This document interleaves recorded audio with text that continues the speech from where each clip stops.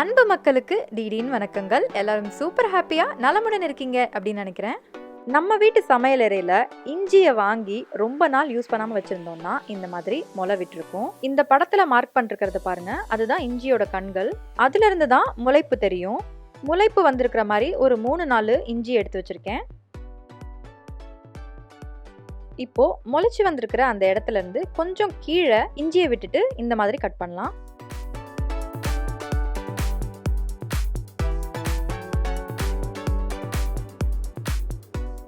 இப்போ இந்த இஞ்சில இங்க முளைப்பு தெரியுது, அதனால கொஞ்சம் இஞ்சி பீஸை விட்டுட்டு கட் பண்ணலாம்.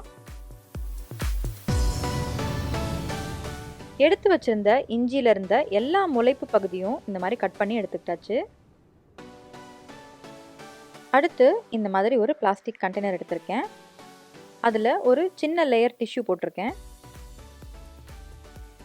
இப்போ டிஷ்யூல தண்ணி ஸ்ப்ரே பண்ணிக்கலாம்.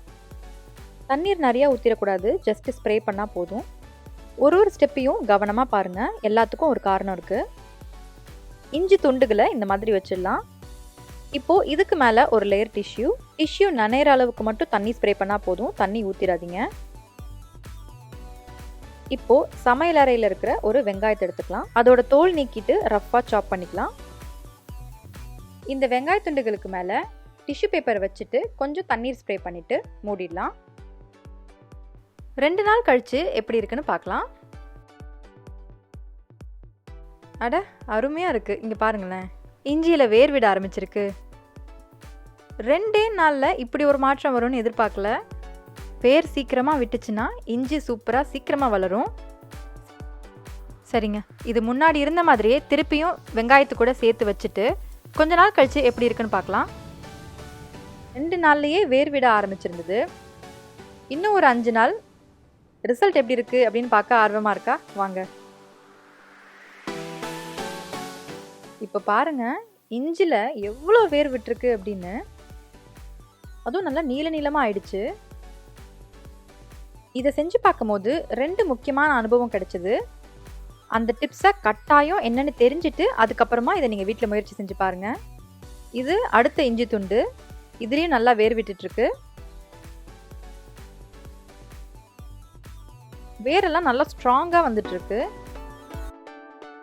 மொத்தமா 4 இஞ்சி துண்டு வச்சோம். இப்போ இது 3வது, இதுலயும் வேர் பிடிச்சிருக்கு. இது 4வது. பாருங்க, வச்ச எல்லா இஞ்சி துண்டுலையுமே நல்லாவே வேர் பிடிச்சிருக்கு. இஞ்சியை இந்த மெத்தட்ல முயற்சி செஞ்சு பார்க்கும் போது வேர் விட்டுருந்தது. அதே மாதிரி மஞ்சள் கிழங்கு வச்சாலும் ஒர்க் அவுட் ஆகுமா அப்படின்னு செஞ்சு பார்த்தேன். ஆனால் அதில் எந்த நல்ல மாற்றமும் எனக்கு தெரியல. விட்டால் மஞ்சள் கிழங்கு அழுகி போயிடும் போல தான் இருந்தது. அதனால் இந்த மெத்தடை இஞ்சியில் வேர் விடுறதுக்கு மட்டும் நீங்கள் பயன்படுத்தலாம். இதில் ஆச்சரியம் என்னென்னா, வச்ச 7 நாளில் இப்படி வேர் பிடிச்சிருக்கு. இதையே மண்ணில் நேரடியாக வச்சோம் அப்படின்னா 10-20 நாள் கூட ஆகும் வேர் தெரியறதுக்கு. ஒரு இஞ்சியை மட்டும் இந்த மாதிரி மண்ணில் வச்சு முயற்சி செஞ்சு பார்த்தேன். சின்னதாக வேர் தெரியறதுக்கே ரொம்ப நாள் எடுத்துக்கிச்சு. மண்ணில் இஞ்சியை நேரடியாக வைக்கும்போது ஒரு சிலருக்கு ஒரு சில நேரம் இஞ்சி அழுக கூட வாய்ப்பு இருக்கு. அதனால இப்படி வேர் விட வச்சுட்டு அதுக்கப்புறமா இஞ்சி வச்சா சூப்பராக வளரும்.